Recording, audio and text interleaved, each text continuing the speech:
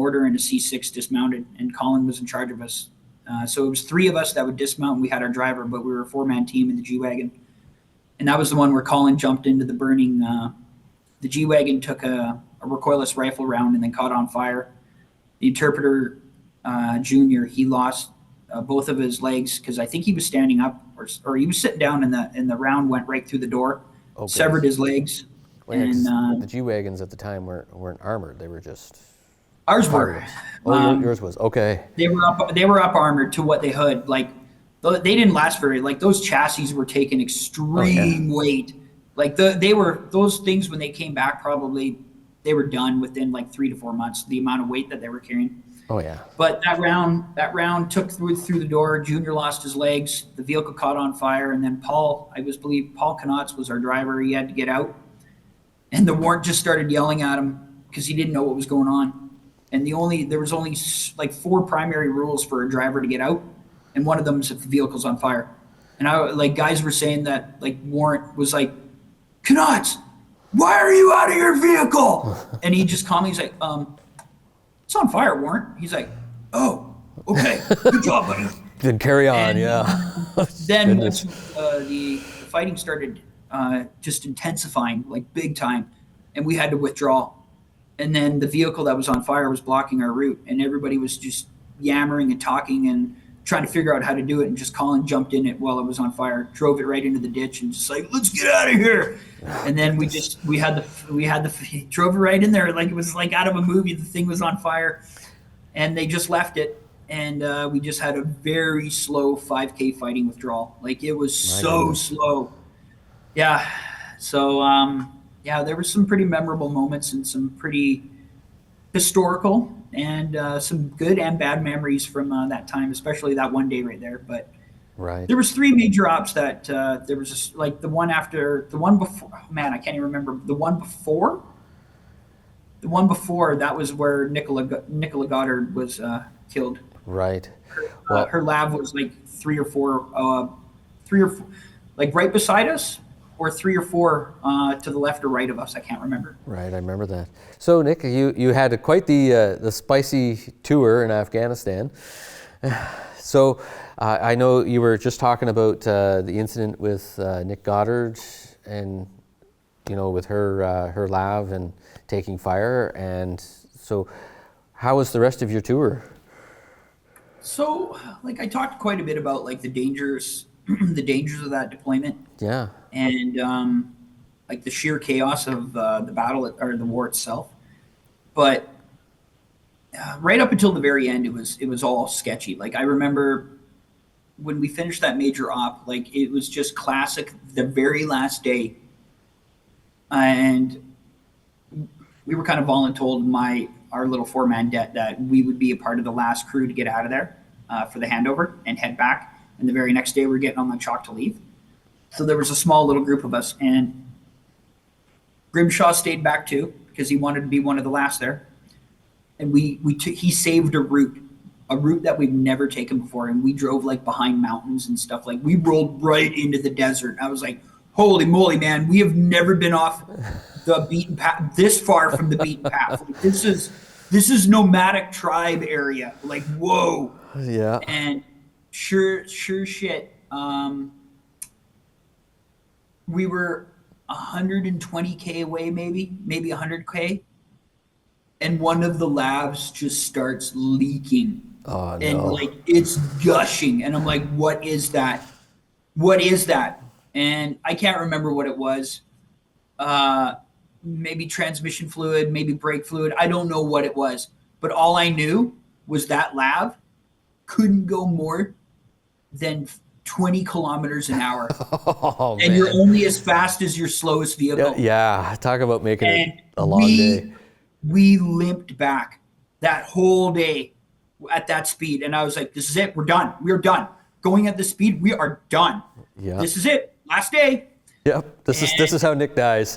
This is it, man. We are done at this speed. And nothing happened. Didn't come. Wow. Didn't happen. Like, it was just like a story, like right to the bitter end. And I was waiting for the finishing ending of, like, the battle. Like, here we go. we're all gonna die. This is gonna be the final firefight of the movie. And Yeah. then it was just like, or it could just be that movie where it's like it was really shitty up until the end, and like, boom, okay, we're okay. And that's what it was. We just rolled in and like limping at 20 kilometers an hour. Yeah, it was Wow. brutal.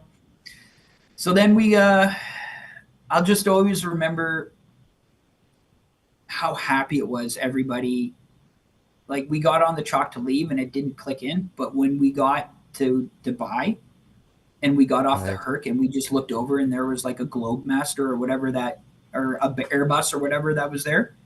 And they just told us, like, the warrants, like, everyone get out of your uniforms, get naked. We're getting into civvies. And everyone just got naked on the tarmac there.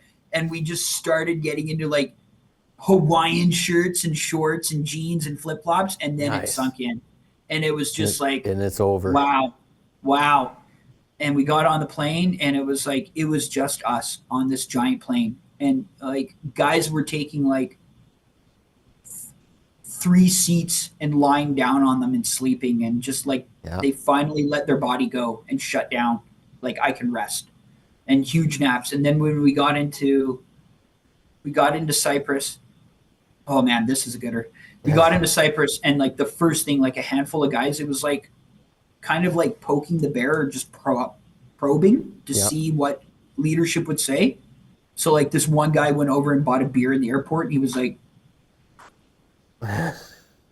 is this okay? And then nobody said anything, and then other guys did it, then other guys did it, and then everybody just went in and got a beer. Like these tall boy, whatever they were, and this, everybody was such like, and then we started singing and stuff in the airport. It was awesome. Like it just turned into a thing. Yeah. And 'Cause then their they sent us location to decompression resorts. is wild. Then Yeah. they sent us to the resorts or whatever in Cyprus, and they had this plan.